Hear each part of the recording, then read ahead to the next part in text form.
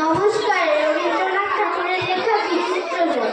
আমি যখন পাঠশালাতে যাই আমাদের ওই বাড়ির গলি দিয়ে 10টা বেলায় রোজ দেখতে পাই ফেরিওয়ালা যাচ্ছে বেয়ে নিয়ে চুড়ি চাই